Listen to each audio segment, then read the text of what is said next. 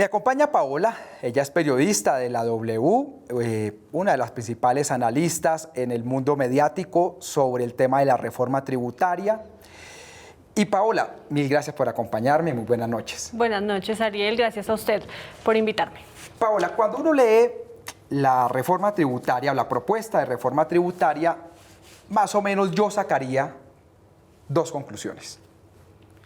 Lo primero es que en lo fundamental, no todo, pero en lo fundamental, esta reforma tributaria se basa sobre gravar o ponerle impuestos al sector medio y asalariado, bajo tres mecanismos.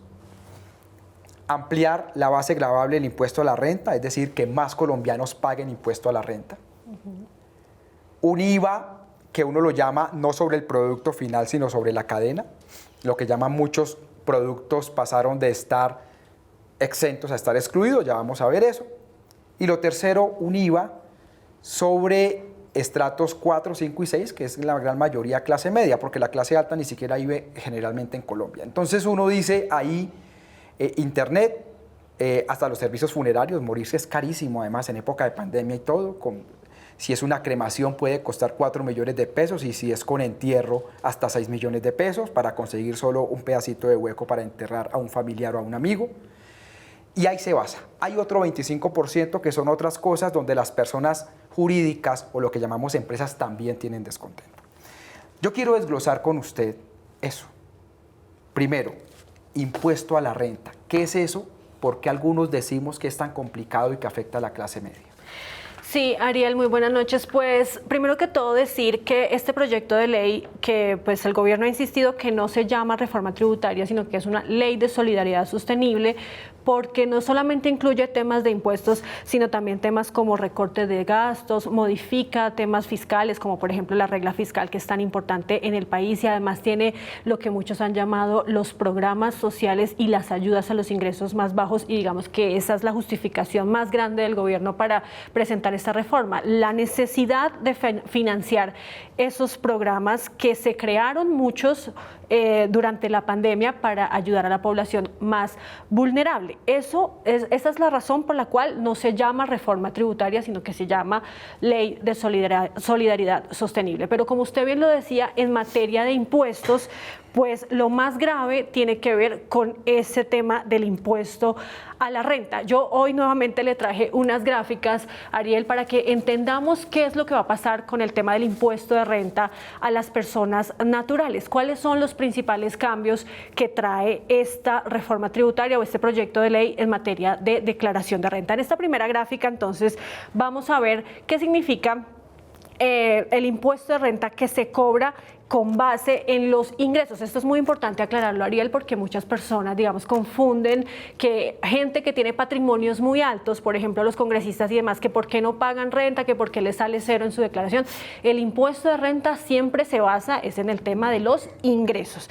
Entonces, hay dos tipos de ingresos. Los ingresos brutos, que son la suma de lo que una persona recibió en todo el año por concepto de cosas como su trabajo o, por ejemplo, contratos de prestación de servicios, si tiene uno o varios, o si tiene una casa y la tiene en arriendo, entonces lo que recibe por esa arriendo también es un ingreso, o si vendió algún bien durante la vigencia que se va a gravar, o digamos si tenía un carro lo vendió, si tenía una casa lo vendió, o si tiene pensiones, porque no solamente los asalariados o los contratistas pagan renta o reciben ingresos, porque la pensión también es un ingreso, o si tiene alguna ganancia ocasional, que esto qué es, si se ganó la lotería o si recibió una herencia, todo lo que sean ingresos, ¿sí? Esos son los ingresos brutos.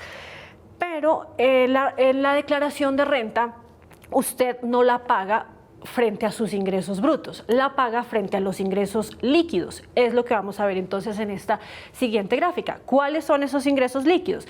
Es los ingresos que mencionamos anteriormente después de todos los descuentos que usted le puede hacer a esa suma de esos ingresos o a ese monto total. ¿Qué tipos de descuento les puede hacer? Le puede hacer dos tipos de descuentos. El primero es el de los ingresos no constitutivos de renta, que son los aportes a salud y los aportes a pensión que hacen todos los trabajadores y también los independientes.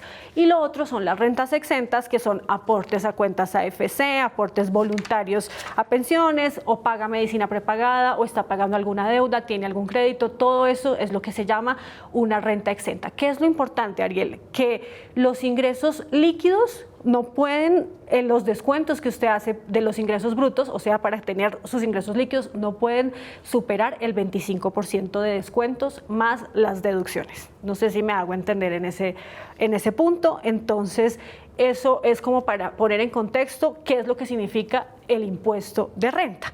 En esta tercera gráfica, entonces, vamos a ver cómo quedan ahora los cambios o quiénes serían las personas que tendrían que pagar ese impuesto de renta si se aprueba el proyecto de ley como está presentado en este momento. Paola, que esto es lo que los ciudadanos y ciudadanas tendrían que entender muy bien. ¿Sobre qué salario se pagaría impuesto? Sí, entonces, a partir de 2022 serían ingresos anuales de 50 millones de pesos. Es decir, una persona que reciba 50 millones de pesos al año es la que tiene que empezar a declarar y a pagar el impuesto de renta. ¿Cuántos son 50 millones de pesos al año? Son ingresos brutos, ojo, o sea, la suma total que les acabo de explicar, de 4.100.000 pesos. Sin embargo, después de hacerle todos estos descuentos que también le acabo de mencionar, ojo, hasta un 25%, le da un total de ingresos líquidos de 2.500.000 pesos, que sería esa la base gravable sobre la cual le van a cobrar a usted el impuesto. Por eso se ha generado tanto la confusión que las personas que ganan 2.500.000 son las que van a tener que empezar a pagar. No, son las personas que ganan 4.100.000, pero después de los descuentos, esa base gravable le quedan 2.5 millones. Y bueno, sacando todas las cuentas y las tarifas que en este momento está proponiendo la DIAN en ese proyecto, pues le quedaría un impuesto a pagar de 166.000 pesos al año, lo que significan 13.800 pesos mensuales. Una persona que gana 4.100.000, pues tendría que pagar 13.800 pesos al mes.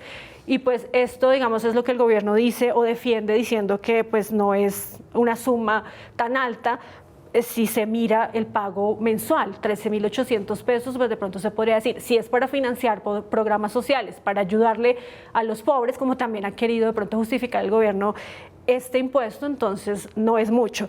Pero eso también es lo que critican muchos expertos y economistas. Dicen, si son 13.800 pesos, el recaudo no va a aumentar entonces tanto. ¿Por qué cobrarle renta a las personas de clase media y tener que hacer la declaración, cuando una declaración de renta, usted sabe, Ariel, que un contador le cobra 150.000, 100.000 pesos por hacerla? En 2023 ya el tema baja un poco más, baja la tarifa y baja el nivel de ingresos, 32.400.000 pesos anuales, lo que significa unos ingresos brutos de 2.750.000. Ahí sí, entonces las personas que ganan 2.700.000 empezarían a pagar renta.